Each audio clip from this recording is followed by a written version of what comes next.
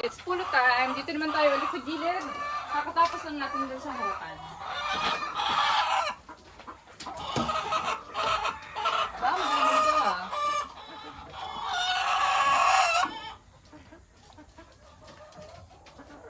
I-update lang namin kayo kasi ngayon, summertime, diba? So, sobrang init. Lalo dito sa Pangasinan. Kung makikita niyo sa balita, laging pinakamataas yung temperature ng Dagupan, which is malapit lang kami, 1 hour away lang kami sa Dagupan. Dahil doon, apektado yung mga manok namin, bumaba yung egg production, tsaka lumiit yung size nila. Dati, nakaka-average kami ng 270-275 eggs per day. Ngayon, hirap na kami umabot ng 245. Typical namin, less than 240. So, ang laking bagay talaga nung temperature dun sa mga manok. So, kailangan magawa ng paraan.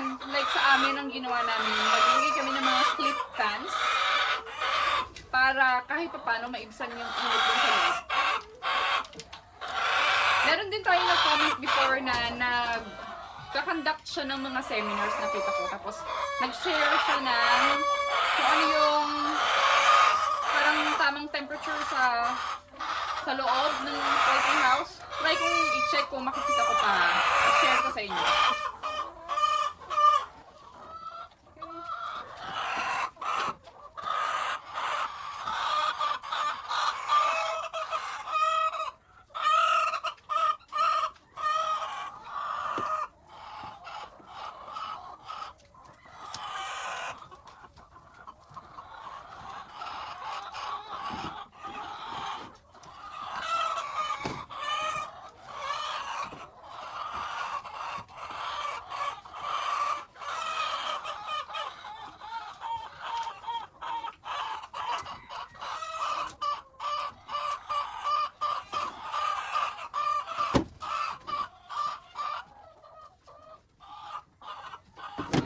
Halos pareho yung nakuha natin dun sa unahan kumpara dito sa gilid.